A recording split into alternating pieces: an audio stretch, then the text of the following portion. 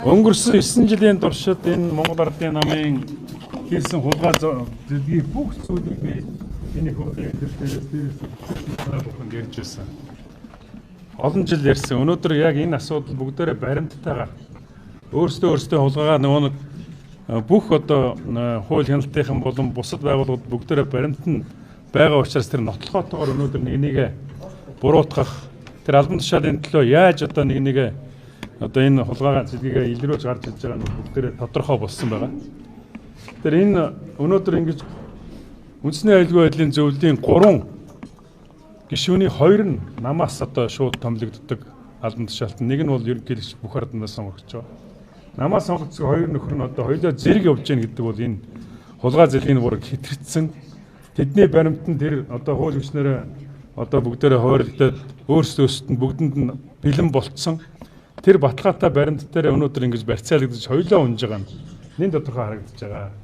Тэр энэ 9 жилийн туршид одоо энэ өнөөдөр энэ хоёулынгийн огцруулна гэдэг бол энэ сөрөг хүчний ус төрчийн хувьд бол том ягалт. Энэ бол хулгай зүйлийг илрүүлж энэ Монголын ард түмний төмд ирэх ёстой тэр хөрөнгө мөнгө бүгдээрээ энэ авилгачдын, луурчдын гутсан дор айлсвал тэр их тэнгэр, баг тэнгэр тэр богдуулын амд байгаа тэр олон хаусууд бүгдээрээ хоосон байдаг үстэй. Энэ зайсан хотын төвд байдаг үнэтэй 10 сая төгрөгийн тэр одоо олон байрууд бүгдээрээ л харахгүй байдаг үстэй.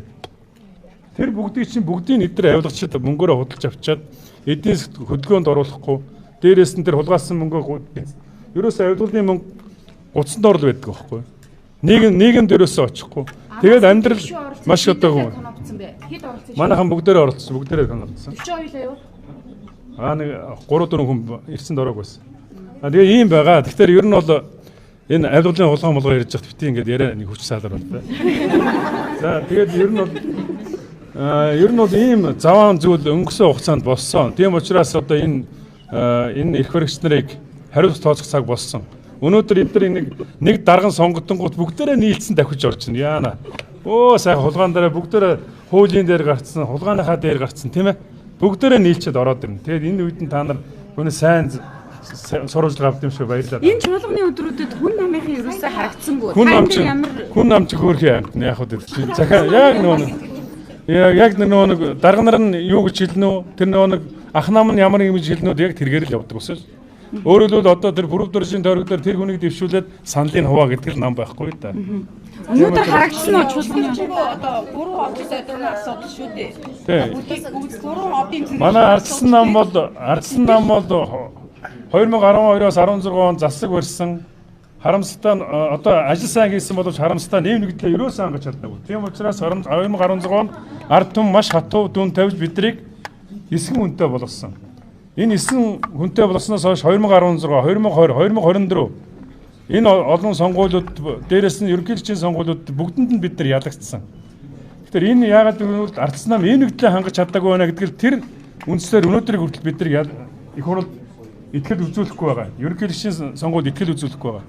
Энэ итгэлийг өнгөрсөн их хурлын намын даргын сонгуулиар бид нар ард түмнээсээ буцааж авч чадсан. Энэ итгэлийн үр дүнд манай нам маш их одоо юу нэгдэлтэй байгаа.